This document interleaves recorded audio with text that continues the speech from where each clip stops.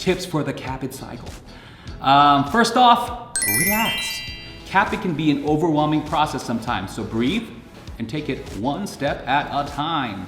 Give yourself ample amounts of time before the cycle opens to prepare your CAAPID application. First things first, step one, open an account with CAAPID. Yeah, there's a lot of fun things you got to fill out on the CAAPID account, so better get that done as soon as possible.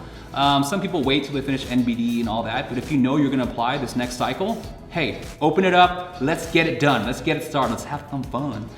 Okay, things you will need for CAAPID. Ooh, fun facts, fun things. Here is the list of fun things we're gonna need. Step one, you're gonna need a statement of purpose or your personnel statement. CV, curriculum vitae, also known as your resume.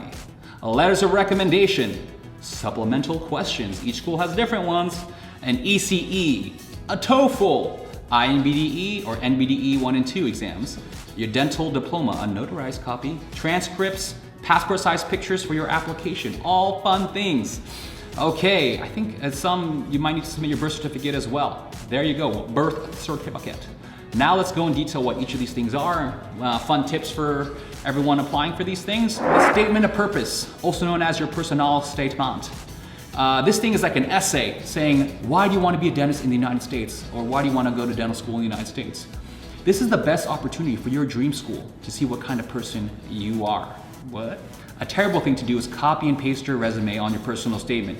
This is a personal statement. You know, why did I want to be a dentist? Here's the thing I went through to get this far, and it made me ready to be a dentist. I'm gonna make a completely separate video for this because I believe this is the #1 most important things dental students or dental schools look for, okay? Keep that in mind and stay tuned. Next is your CV, your curriculum vitae, your resume. Keep it professional. Have a good mixture of volunteer experience and work experience on this bad boy. Get some US-based experience under your belt. Dental assisting, shadowing, whatever you do, learn the flow of a US dental practice. You want to be a dentist here? You know, it's good to get some experience, make some friends, build a network, have some fun. Okay, next step is letters of recommendation. Each school has different requirements for this. So what I would do is get a list of your top schools, bam, bam, bam, bam, and find out what they are. If you Google like foreign trained dental school, U.S.A, I'm sure it's gonna say what they need for each requirement. So what I mean by this is some are gonna require only US-based recommenders, like a dentist that you worked with in the United States. Some are gonna need your dean from your foreign trained dental school to write a letter of recommendation. I know there's different variations, different things, maybe your school closed down. So if that happened, best to email the school and see what they would require in that case. Probably the #1 reason to get this CAAPID thing open, because you want a good idea of who you're gonna ask to write this letter of recommendation for only like the biggest day of your life, right? I don't know. Have fun with it and have a good idea of who you want to write this recommendation for you. And supplemental questions. What is this, Justin? There's an interview, there's supplemental questions, there's an essay. What is it? So each school is different. I know some schools don't require supplemental questions. Some schools have 5 or 6 supplemental questions. So get to writing. Most likely it's gonna be, why do you wanna go to this dental school specifically? What stands out about it? So be ready to answer those type of questions for your supplemental essays. Next step, ECE. This is your translated GPA from your foreign trained dental school to a US base, like a 4.0, 3.5. This is a requirement for most dental schools in the United States, and I believe the requirement is that your school has to send it directly to ECE. It has to be sealed too. I believe so. So TOEFL, each school has their own requirement, but a good rule of thumb is a score of 100 or above. Some schools will list there, you need at least an 80, you need at least a 90, or you need at least 100 or above. So good thing, make that list, write down each TOEFL score requirement so you can kind of map it out yourself. And the next requirement, INBDE or NBDE 1 and 2. This is the exam.